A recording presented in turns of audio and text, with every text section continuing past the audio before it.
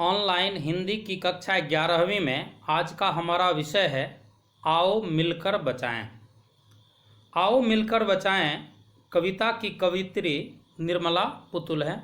जैसा कि आप स्क्रीन में देख रहे हैं, उन्होंने इस कविता में संथाली आदिवासियों के समाज के सकारात्मक और नकारात्मक पक्षों का चित्रण करते हुए उन चीज़ों को बचाने का आह्वान किया है जो स्वस्थ सामाजिक प्राकृतिक वातावरण के लिए आवश्यक है। प्रकृति के विनाश और विस्थापन के कारण आदिवासी समाज संकट में है। कवित्री आह्वान करती है कि आओ हम सब मिलकर अपनी बस्तियों की प्राकृतिक विनाश से रक्षा करें। अपने चेहरे पर संथाल संस्कृति की छाप लिए हुए शिथिल होती दिनचर्या के बीच जीवन की गर्माहट, मन का हरापन, दिल का भोलापन, अक्खड़पन, जुझारूपन को बनाए रखें। अपने भीतर की आग, शस्त्रों की धार, ताज़ा हवा, नदियों की स्वच्छता, पहाड़ों के मौन, गीतों की धुन, मिट्टी की सुगंध आदि को बचाएं। संथाल संस्कृति को सुरक्षित रखें। लहलहाती फसलों के लिए खेत, बच्चों के खेलने के लिए मैदान, पशुओं का चारा, वृद्ध व्यक्तियों के लिए शांति भरा वातावरण बनाए रखें। वर्तमान अविश्वास भरे दौर में शहरी संस्कृति से अपनी संस्कृति को बचाएं। अभी हमारे पास बचाने के लिए बहुत कुछ शेष है। इस प्रकार जो कवित्री निर्मला पुतुल हैं वो प्रकृति के बचाव के लिए अपने आदिवासी बस्ती के लोगों से निवेदन करती हैं। तो आइए हम लोग शुरू करते हैं अपना मुख्य पाठ, आओ मिलकर बचाएं। अब आओ बस्तियों को नंगी होने से बचाएं, शहर की आबो हवा से बचाएं, उसे बचाएं डूबने से, पूरी की पूरी बस्ती को हड़िया में। अब यहाँ कवित्री कह रही हैं कि अपनी बस्तियों को नंगी होने से, शहर की आबो हवा से बचाएं। अपनी बस्तियों को अर्थात आदिवासी अपने स्वार्थ के लिए, अपनी आवश्यकताओं की पूर्ति के लिए जंगलों का सफाया कर रहे हैं। साथ ही जंगलों से बड़ी संख्या में पेड़ काटे जा रहे हैं, जिससे जंगल वृक्ष विहीन हो गए हैं। इसलिए कवित्री कर रही हैं कि अपनी बस्तियों को नंगी होने से, अर्थात आदिवासी की जो बस्ती होती है वो जंगल में ही होती है, लेकिन यदि जंगल काट दिए जाएंगे तो बस्तियां जो है वो नंगी हो जाएंगी। अर्थात कवित्री कह रही हैं कि जंगलों से बड़ी संख्या में पेड़ काट दिए गए हैं, जिससे जंगल वृक्ष विहीन हो गए हैं। फलस्वरूप प्राकृतिक वातावरण दूषित होता जा रहा है। आगे वे कहती हैं कि शहर की आबो हवा से बचाएं उसे, अर्थात कवित्री आह्वान करती है कि हमें वृक्षों के कटान को रोककर बस्तियों को जो है वो शहरों की आबो हवा अर्थात शहरी संस्कृति की जलवायु से बचाना है। अर्थात शहरी आबो हवा का तात्पर्य है कि शहर में जो प्रकृति को नाश करने में लोग लगे रहते हैं, या शहर के लोग अपनी लाभ के लिए जंगलों को काटने में जरा भी पीछे नहीं रहते हैं, तो हमें ऐसी शहरी संस्कृति की जलवायु से संथाली बस्ती को, आदिवासी की बस्ती को बचाना है। अर्थात शहरी स्वच्छंदता से अपनी संस्कृति को बचाना है। आओ हम सब मिलकर अपनी बस्तियों को बचाएं डूबने से, पूरी की पूरी बस्ती को हड़िया में। अर्थात कवित्री कर रही हैं कि आओ हम सब मिलकर अपनी बस्तियों को शहरी रंग में रंगने से बचाएं। तात्पर्य यह है कि शहर के लोग जो होते हैं वे शराब इत्यादि के शौकीन होते हैं, जिसके कारण कुछ आदिवासी शहर जाते हैं और शहर से जब लौटकर अपनी बस्ती आते हैं तो वो भी हड़िया का प्रयोग करते हैं। यहाँ हड़िया शब्द जो है, हड़िया एक बर्तन विशेष है, लेकिन उसी बर्तन विशेष में वे लोग शराब, हड़िया नामक शराब बनाते हैं, जिसके कारण वे आदिवासी लोग शराब पीने के शौकीन हो गए हैं। इसलिए कवित्री कहते हैं आओ हम सब मिलकर अपनी बस्तियों को रंगीन रंग में रंगने से बचाएं। अर्थात हमें अपनी बस्ती को हड़ियों का ढेर नहीं बनाना है। शहरी संस्कृति के आवागमन से यहाँ की संस्कृति की समस्त मर्यादाएं धीरे धीरे भंग होती जा रही हैं, क्योंकि आदिवासी लोग जो हैं वो शहरी संस्कृति में अब डूबने लगे हैं। लोगों में नग्नता और बेहाईपन जो है वो घर करती जा रही है। शहरी संस्कृति के प्रभाव से आदिवासी संस्कृति को हमें बचाना है। इसके लिए हम सबको मिलकर कार्य करना होगा। अब यहाँ इसका शिल्प सौंदर्य देखते हैं कि शिल्प सौंदर्य में है कि यहाँ कवित्री की जो भाषा है वो सबसे पहला हम शिल्प सौंदर्य लिखेंगे। नंबर 1 में कवित्री की मूल भाषा संथाली है, लेकिन इसे हिंदी में अनुवाद किया गया है। तो यहाँ कविता की जो अनुवाद की भाषा है वो खड़ी बोली हिंदी है और भाषा बिल्कुल सरल और सहज है। साथ ही काव्यांश जो है वो छंद विहीन है, इसमें किसी छंद का प्रयोग नहीं किया गया है। साथ ही इसमें लय और तुक का भी अभाव है, क्योंकि इसमें कहीं भी तुकबंदी नहीं हुआ है और ये पद्यांश लयात्मक भी नहीं है। और इसमें शब्दों का जो प्रयोग है वो कविता के भाव के अनुरूप किया गया है। जैसे पूरी की पूरी बस्ती को हड़िया में डूबने से यहाँ हड़िया शब्द का उचित प्रयोग किया गया है, क्योंकि आदिवासी लोग हड़िया बना करके ही पीते हैं, इसलिए यहाँ भावानुकूल शब्दों का प्रयोग भी किया गया है। अब हम लोग देखते हैं दूसरा पैराग्राफ। दूसरे पैराग्राफ में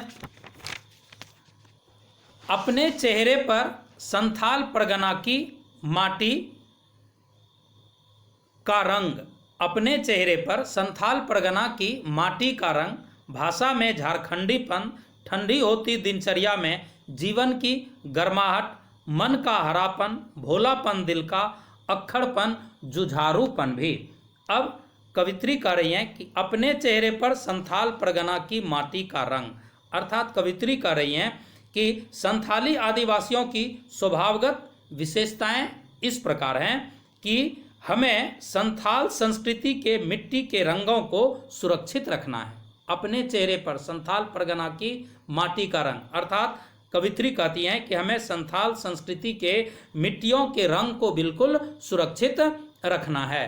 भाषा में झारखंडीपन, अर्थात उन पर उनकी जो भाषा है उस भाषा में अर्थात उनकी बोली में झारखंडीपन की झलक होती है।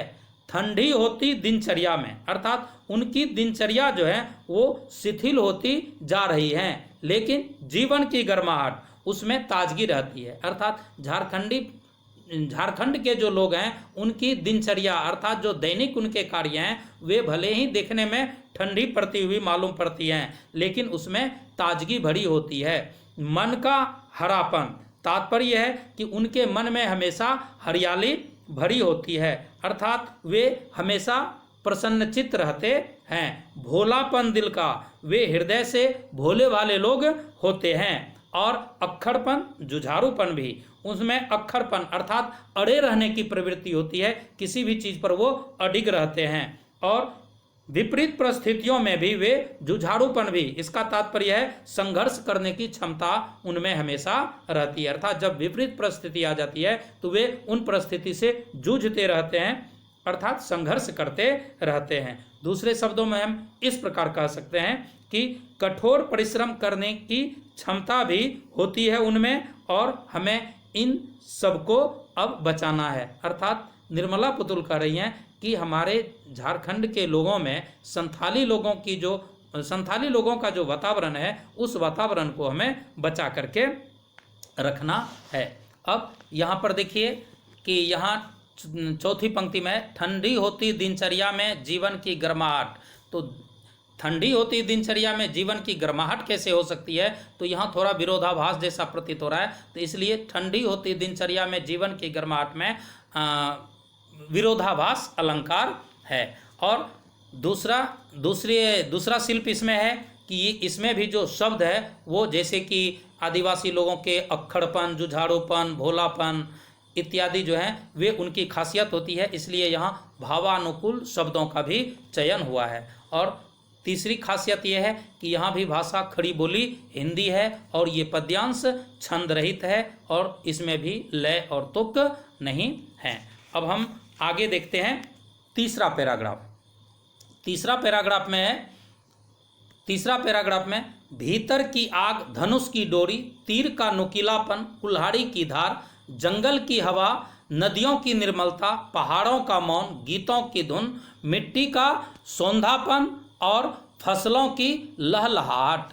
अब कवित्री इसमें कहती हैं कि जो संथाल आदिवासी होते हैं वे भीतर की आग, धनुष की डोरी, अर्थात संथाल आदिवासियों के हृदय में आग का तात्पर्य यहाँ है ऊर्जा से। जो संथाली आदिवासी होते हैं उनके हृदय में एक ऊर्जा होती है, अर्थात वे बहुत उत्साही स्वभाव के होते हैं। भीतर की आग अर्थात संथाली आदिवासी के अंदर इतनी उत्साह होती है, इतनी ऊर्जा होती है कि वे हमेशा उत्साह से भरे रहते हैं। और दूसरी बात है धनुष की डोरी, तीर का नुकीलापन, अर्थात संथाल आदिवासियों के जीवन के अंग जो हैं वो धनुष और बाण से जुड़े रहते हैं, और साथ ही साथ कुल्हाड़ी की धार, कुल्हाड़ी भी उनके अंग ही होते हैं। तात्पर्य है संथाल आदिवासियों के जीवन के अंग जो हैं वो धनुष बाण और कुल्हाड़ी ही होते हैं। और कवित्री कहते हैं कि हमें धनुष की डोरी, तीर का नुकीलापन, अर्थात तीर का जो नोक होता है उसी के लिए नुकीलापन शब्द का प्रयोग किया गया है कि तीर का नुकीलापन और कुल्हाड़ी की धार को बचा करके रखना है। क्यों? क्योंकि आदिवासी लोगों की यही पहचान है कि वे हमेशा साथ में तीर, धनुष, कुल्हाड़ी इत्यादि लेकर के चलते हैं। तो यहाँ जो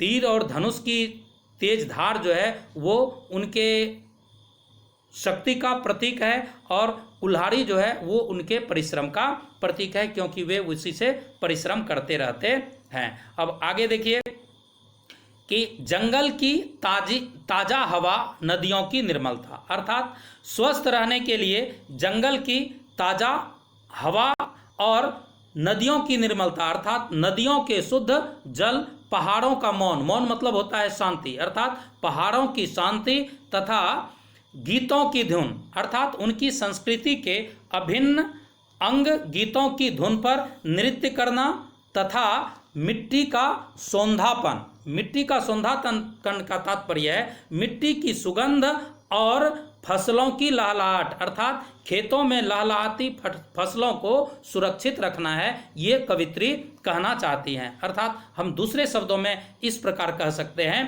कि संथालों की सामाजिक, सांस्कृतिक और प्राकृतिक परिवेश को सुरक्षित रखना है, शहरों की संस्कृति के फैलाव को रोकना है, अर्थात आदिवासी की बस्तियों में जो शहरी वातावरण का समावेश होते जा रहा है उससे आदिवासी लोगों के बस्तियों के वातावरण को बचा करके रखना है, यही कवित्री का उद्देश्य भी है। अब इसका हम शिल्प सौंदर्य देखते हैं कि इसमें तीर का नुकीलापन, कुल्हाड़ी की धार तेजस्विता एवं शक्ति का प्रतीक है। पहला शिल्प हम लिखेंगे नंबर 1 में, यहाँ तीर का नुकीलापन, कुल्हाड़ी की धार तेजस्विता एवं शक्ति का प्रतीक है। और दूसरा है कुल्हाड़ी।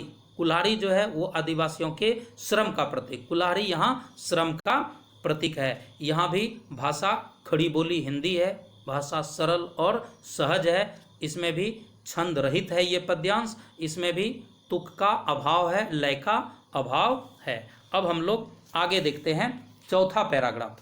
चौथा पैराग्राफ में है नाचने के लिए खुला आंगन, गाने के लिए गीत, हंसने के लिए थोड़ी सी खिलखिलाहट, रोने के लिए मुट्ठी भर एकांत, बच्चों के लिए मैदान, पशुओं के लिए हरी हरी घास और बूढ़ों के लिए पहाड़ों की शांति। तात्पर्य है कि कवित्री कहती हैं कि संथाल संस्कृति में नृत्य संगीत का बहुत महत्व होता है, इसलिए नाचने के लिए खुला आंगन, इसलिए सामूहिक नृत्य के लिए खुला आंगन चाहिए, गाने के लिए गीत और गाने के लिए अवसर के अनुसार गीत और संगीत चाहिए। अर्थात उन लोगों के बस्तियों में कुछ कुछ ऐसे अवसर होते हैं पर्व त्योहार के, उसके अनुसार उनके गीत और नृत्य भी होते हैं। जैसे आदिवासी संथाली आदिवासियों का है सरहुल गीत और सलहुल नृत्य बहुत ही मशहूर है। इसलिए नाचने के लिए खुला आंगन, अर्थात विभिन्न अवसरों पर उनको नाचने के लिए खुला आंगन चाहिए, और अवसरानुसार अर्थात पर्व त्योहार के अनुसार उनको गाने के लिए गीत और नृत्य भी चाहिए। हंसने के लिए थोड़ी सी खिलखिलाहट, तात्पर्य है हंसने हंसाने के लिए थोड़ी मुस्कुराहट, अर्थात हंसने हंसाने के लिए उपयुक्त अवसर उन्हें चाहिए। रोने के लिए मुट्ठी भर एकांत, अर्थात जीवन के दुखद अथवा निराशा के क्षणों में उन्हें रोने के लिए थोड़ा सा निर्जन स्थान चाहिए। अकेला, एकांत मतलब अकेला स्थान चाहिए, अर्थात उन्हें कभी दुख हो तकलीफ हो तो उन्हें निराशा के क्षणों में रोने के लिए थोड़ा सा एकांत स्थान, निर्जन स्थान चाहिए। बच्चों के लिए मैदान, अर्थात बच्चों के सर्वांगीण विकास के लिए, बच्चों का शारीरिक रूप से अच्छे से विकास हो, इसके लिए खेलने कूदने के लिए मैदान चाहिए। पशुओं के लिए हरी हरी घास, अर्थात पशुओं के लिए हरी भरी घास से भरे हुए चारागाह चाहिए, अर्थात चारे का मैदान चाहिए। तथा बूढ़ों के लिए पहाड़ों की शांति, अर्थात बूढ़ों को उनके जीवन के लिए पहाड़ पर शांत परिवेश, अर्थात जो बूढ़े होते हैं वे शांति के लिए पहाड़ पर एकांत में जाकर के बैठते हैं, जो संथाली बूढ़े बुजुर्ग होते हैं। तो उन वृद्धों को जीवन के अंतिम पहर में शांति परिवेश से भरपूर पहाड़ चाहिए, अर्थात कवित्री कहती हैं हमें इन सबको बचा करके रखना है। अब इसका शिल्प सौंदर्य देखिए, इसमें भी भाषा खड़ी बोली हिंदी है, भाषा सरल और सहज है, इसमें भी शब्द चयन जो है वो भावानुकूल है, और हरी हरी शब्द है सेकेंड लास्ट पंक्ति में है, हरी हरी घास, हरी हरी में पुनरुक्ति अलंकार है, और ये काव्यांश जो है ये छंद रहित है, और इसमें भी लय और तुक का अभाव दिखाई पड़ रहा है। अब हम अंतिम पैराग्राफ की ओर चलते हैं कि अंतिम पैराग्राफ में है कि और इस अंधविश्वास भरे दौर में थोड़ा सा विश्वास, थोड़ी सी उम्मीद, थोड़े से सपने आओ मिलकर बचाएं, कि इस दौर में भी बचाने को बहुत कुछ बचा है अब हमारे पास। अर्थात कवित्री कहती हैं कि इस अविश्वास भरे दौर में, अर्थात वर्तमान अविश्वास भरे समय में, ये वर्तमान समय जो है ये अविश्वास भरा समय है, इस वर्तमान अविश्वास भरे समय में हमें थोड़ा सा विश्वास, अर्थात हमें थोड़ा सा विश्वास मतलब भरोसा, हमें थोड़ा सा भरोसा, थोड़ी सी उम्मीद, उम्मीद मतलब आशा, हमें थोड़ी सी आशा तथा थोड़े से सपने, अर्थात भविष्य के लिए थोड़े से सपनों की आवश्यकता है। और आगे कवित्री कर रही हैं आओ मिलकर बचाएं। कवित्री कहती हैं कि आओ हम सब मिलकर के सामाजिक प्राकृतिक परिवेश को बचाएं, अर्थात हमारा जो संथाली आदिवासियों का सामाजिक प्राकृतिक परिवेश है उस परिवेश को हम बचाकर रखें। बहुत कुछ बचा है अब भी हमारे पास, तात्पर्य यह है कवित्री कहते हैं बहुत कुछ तो समाप्त हो गया, अर्थात बहुत सारे पेड़ पौधे, जंगल, पहाड़ इत्यादि तोड़ दिए गए, पेड़ पौधे काट दिए गए, लेकिन बहुत कुछ बचा है अब भी हमारे पास। बहुत कुछ तो समाप्त तो हो गया, लेकिन फिर भी अब भी हमारे पास बचाने के लिए बहुत कुछ शेष बचा हुआ है, उसको हम सब मिलकर के बचाएं। अर्थात प्रकृति के विनाश और विस्थापन के कारण, प्रकृति के विनाश और विस्थापन तात्पर्य है कि जो आदिवासी लोग जंगल की बस्तियों से अलग होकर के शहर की ओर गए और कमाने के उद्देश्य से गए या पैसा के कमाने के उद्देश्य से गए, और जब वो बाहर आए वहाँ से पुनः अपनी बस्ती में आए तो वो अपनी स्वार्थ की पूर्ति के लिए पेड़ पौधे को काटना शुरू कर दिए, जिसके कारण गांव की गांव, बस्ती के बस्ती समाप्त हो गए और वो दूसरे जगह विस्थापित होकर बसने लगे, जिसके कारण आदिवासी समाज जो है वो संकट में पड़ गया है। कवित्री उसे बचाने के लिए आग्रह कर रही है। अब इसका शिल्प सौंदर्य हम देखते हैं। शिल्प सौंदर्य, यहाँ भी कविता मूल रूप से संथाली भाषा में है और अनुवाद की भाषा खड़ी बोली हिंदी है, जो बिल्कुल सरल और सहज है। शब्द यहाँ पर भावानुकूल ही हुआ है, और साथ ही साथ यहाँ ये जो पद्यांश है ये बिल्कुल छंद मुक्त है, और इसमें भी लय और तुक का बिल्कुल अभाव दिखाई पड़ रहा है। इस प्रकार इस पाठ की समाप्ति होती है। और आगे देखिए कि अभ्यास प्रश्न में 1 से लेकर के 7 प्रश्न हैं, और इसको आप लोग आसानी से कर लेंगे, या तकलीफ हो तो पुनः आप इस व्याख्यान को बार बार सुनेंगे तो सारे प्रश्नों का उत्तर हो जाएगा। जैसे कि यहाँ है, पहला प्रश्न दिया हुआ है कि रंग का प्रयोग करते हुए किस बात की ओर इशारा किया गया है। तो इसका आंसर हम लोग क्या लिखेंगे? माटी की रंग का प्रयोग करते हुए कवित्री ने संथाली आदिवासियों की संस्कृति के सकारात्मक और नकारात्मक दोनों पहलुओं की ओर संकेत किया है। संथाली आदिवासियों के मुख पर उसकी संस्कृति झलकती है। अब दूसरा है कि भाषा में झारखंडीपन से क्या तात्पर्य है? इसका मतलब है संथाली आदिवासी की मातृभाषा संथाली है। वे अपने दैनिक व्यवहार में जिस संथाली भाषा का प्रयोग करते हैं उनमें उनके राज्य झारखंड की पहचान बिल्कुल दिखाई पड़ती है। उनकी भाषा से यह पता लग जाता है कि वे झारखंड के निवासी हैं। इसी प्रकार हम बाकी जो प्रश्न है वो कर सकते हैं और तुम लोग करके और इसे व्हाट्सएप ग्रुप में भेजो।